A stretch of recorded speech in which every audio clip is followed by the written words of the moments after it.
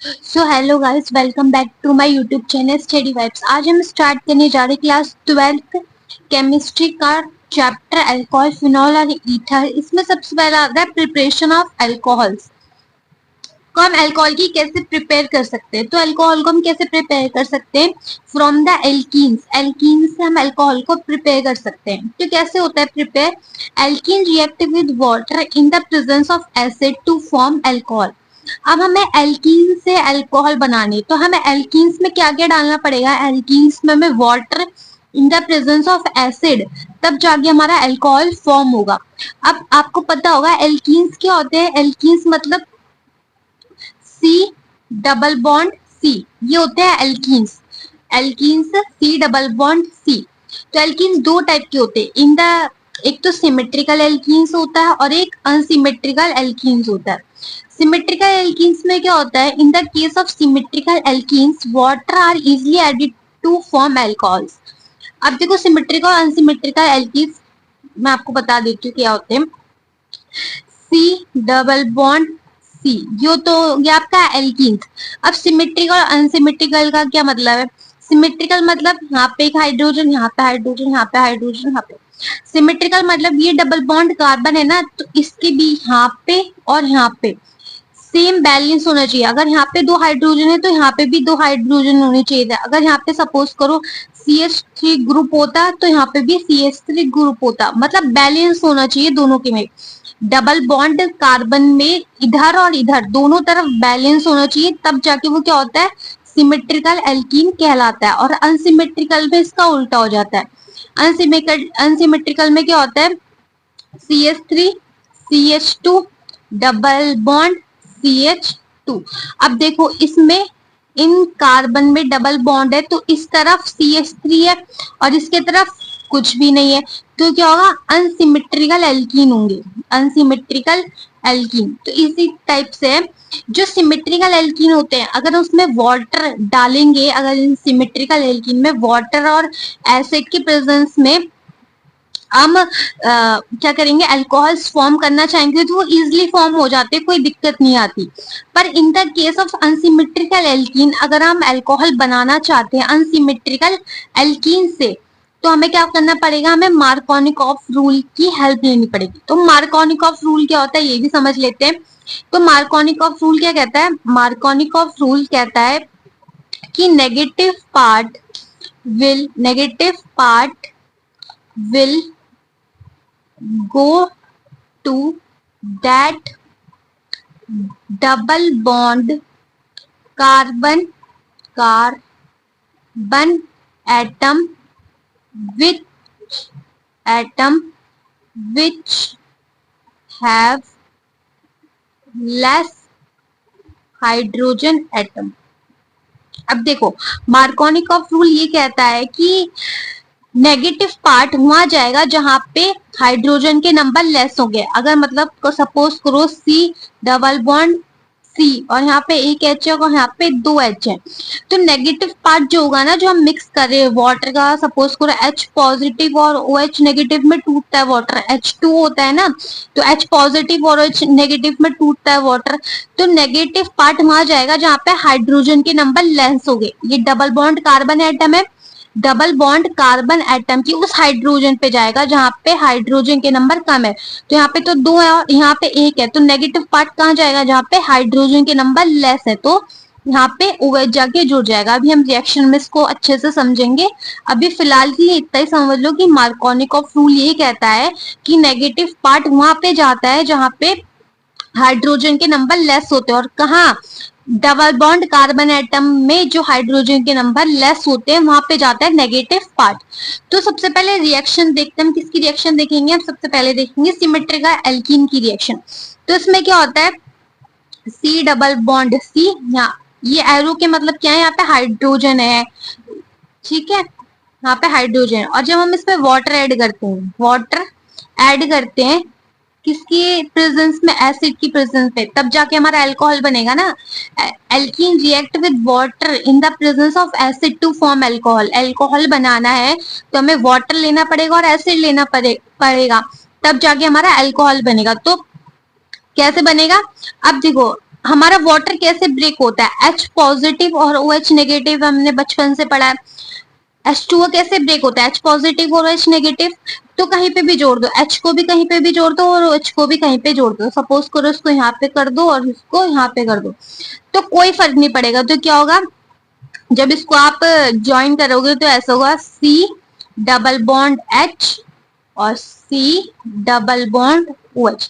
तो ये तो हमने कहीं पे भी H को भी कहीं पे भी जोड़ दिया और OH को भी कहीं पे जोड़ दिया, तो ये तो आसानी से जुड़ गया। तभी तो लिखा है इजी। ये इजी होता है, हमें आराम से अल्कोहल बन गया। ये क्या बन गया, हमारा अल्कोहल बन गया। कैसे बना, हमने एल्कीन लिया, एल्कीन में वाटर लिया, ये हमारा वाटर था, और ये क्या था, हमारा एसिड था।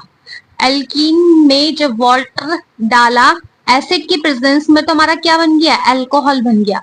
यही तो कह रहा है हमें अल्कोहल कैसे बनाना था, एल्कीन से। अब इसमें केस आ जाता है, ये तो सिमेट्रिकल का केस हो गया। ये कैसा केस हो गया, सिमेट्रिकल का केस हो गया, सिमेट्रिकल हो गया।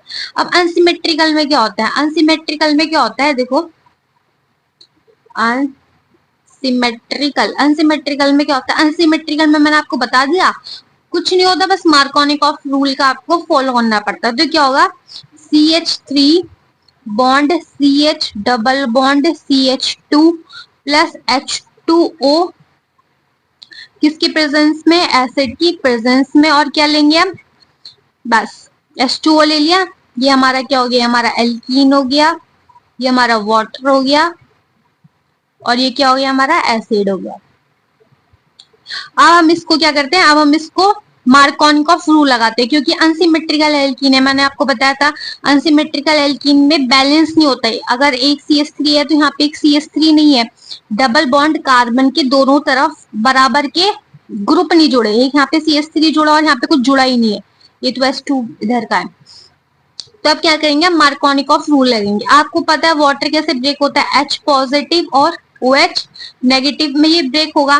तो मैंने बताया था मार्कोनिफ में कि नेगेटिव पार्ट डबल बॉन्ड के उस हाइड्रोजन पे जाता है जहां नंबर लेस है। अब डबल बॉन्ड ये रहा और कार्बन कार्बन ये रहे। अब देखो कि हाइड्रोजन किसके पास कम है, इसके पास कम है। यहाँ पे 2 है और यहाँ पे 1 है, तो नेगेटिव पार्ट कहाँ जाएगा, इस यहाँ पे जाएगा। तो बस ज्वाइन कर दो CH3 बॉन्ड CH को OH पे जोड़ दो, क्योंकि यहाँ पे हाइड्रोजन कम है तो OH यहाँ पे जाएगा। बॉन्ड यहाँ डबल बॉन्ड है तो यहाँ सिंगल हो जाएगा, और ये H यहाँ पे चला जाएगा तो ये हो जाएगा CH3। OH यहाँ पे गया इस पे और H यहाँ पे गया, तो ये हो गया। यहाँ ये आपका क्या फॉर्म हो गया, ये आपका अल्कोहल फॉर्म हो गया, ये आपका अल्कोहल फॉर्म हो गया। अब इसका एक मैकेनिज्म आता है कि ये एल्कीन कैसे फॉर्म हो रहा है, ये तो हमने देख लिया सीधा सीधा, पर एल्कीन फॉर्म कैसे हो रहा है ये हमें देखना है। तो इसका मैकेनिज्म देखते हैं जरा कि आखिर हो क्या रहा है। रिएक्शन हमने अभी रिएक्शन देखी, पर मैकेनिज्म, और ये इंपॉर्टेंट है, ये कई बार आता है बोर्ड्स में। और इसकी 3 स्टेप है, अगर आराम से समझोगे तो आराम से हो जाएगा। 3 स्टेप है, बस ध्यान से समझना। देखो मैकेनिज्म में हमने क्या पता, हमें पता है ये ऊपर का पार्ट हो गया। इधर देखो हम H2O लेते हैं रिएक्शन में, हम क्या लेते हैं, एल्कीन लेते हैं रिएक्शन में, H2O लेते हैं और एसिड की प्रेजेंस लेते हैं, तब जाके हमारा क्या बन जाता है, अल्कोहल बन जाता है।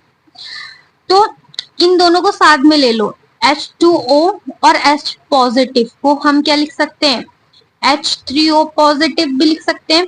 H को जोड़ दिया इसके साथ H3O पॉजिटिव, और H3O को हम ओपन करके लिखना चाहें तो हम कैसे लिखेंगे, HO H और H, और आ गया पॉजिटिव, क्योंकि O पे पॉजिटिव है तो इसलिए यहाँ पे आ गया पॉजिटिव। अब हम रिएक्शन देखते हैं कैसे होती है। तो CH2 हम क्या लेंगे, एल्कीन लेंगे, CH2 double bond CH2 plus, हमने इसको ऐसे खोल के लिख दिया, ठीक है। H3O पॉजिटिव को हमने ऐसे खोल के लिख दिया। अब देखो इन दोनों में से कोई भी एटम, कोई भी मॉलिक्यूल अपने ऊपर चार्ज लेना पसंद नहीं करता। इसमें यहाँ चार्ज आ गया, पॉजिटिव चार्ज आ गया, तब ये क्या करेगा कि ये न्यूट्रल हो। कोई चार्ज, कोई भी एटम अपने ऊपर चार्ज लेना पसंद नहीं करता, तो ये चाहता है कि मैं न्यूट्रल हूँ। तो अब इन दोनों की इलेक्ट्रोनेगेटिविटी चेक करो, इन दोनों में से सबसे ज्यादा इलेक्ट्रोनेगेटिव कौन है, ऑक्सीजन है। तो ये जो बॉन्ड की एटम है कौन अपनी तरफ पुश करेगा, ऑक्सीजन करेगा, क्योंकि इसके पास ज्यादा ताकत है, इसके पास ज्यादा पावर है इलेक्ट्रॉन को अपनी तरफ पुश करने की, अपनी तरफ खींचने की। तो ये क्या करेगा, हाइड्रोजन के भी क्या लेगा, एटम ले लेगा, और ऑक्सीजन की तो है ही।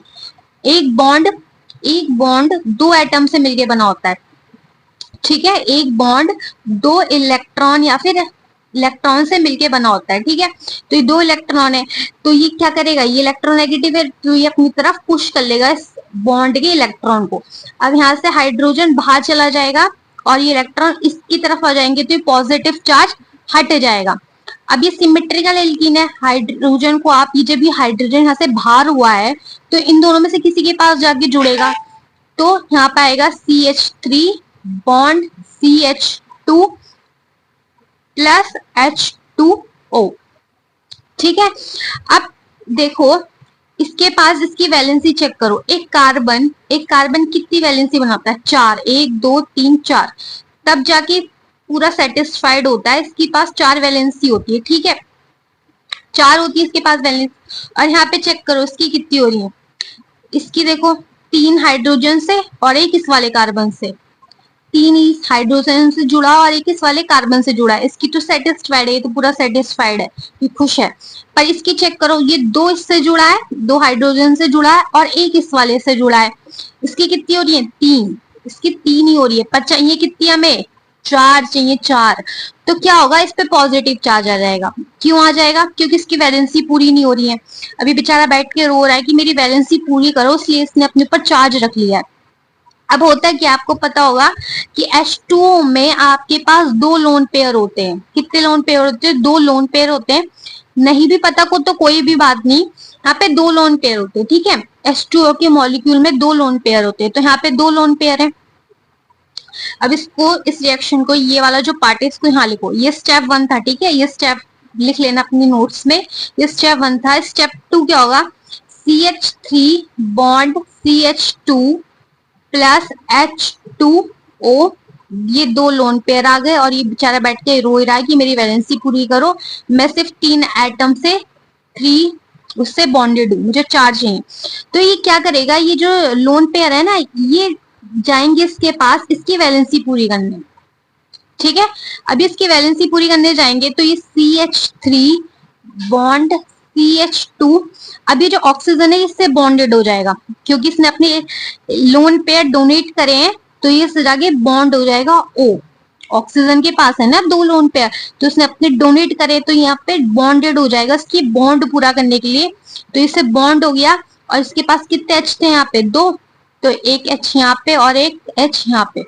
अब देखो क्या होगा, इसने अपनी लोन पेयर डोनेट करे हैं, लोन पेयर डोनेट करके इसने इसको न्यूट्रल करा है, तो अब इस पे क्या होगा, ऑक्सीजन पे पॉजिटिव चार्ज आ जाएगा, ऑक्सीजन पे पॉजिटिव चार्ज आ जाएगा, क्यों, क्योंकि इसने अपनी लोन पेयर डोनेट करे हैं। अब नेक्स्ट में क्या होगा, देखो यहाँ पे देखो, CH3 bond CH2 bond OH, और यहाँ पे एक H और यहाँ पे पॉजिटिव। अब देखो फिर से वही बात आ गई कि यहाँ पे देखो इन दोनों की इलेक्ट्रोनेगेटिविटी चेक करो, ऑक्सीजन ज्यादा इलेक्ट्रोनेगेटिव है, दोनों इलेक्ट्रॉन अपनी तरफ पुश कर लेगा और न्यूट्रल हो जाएगा।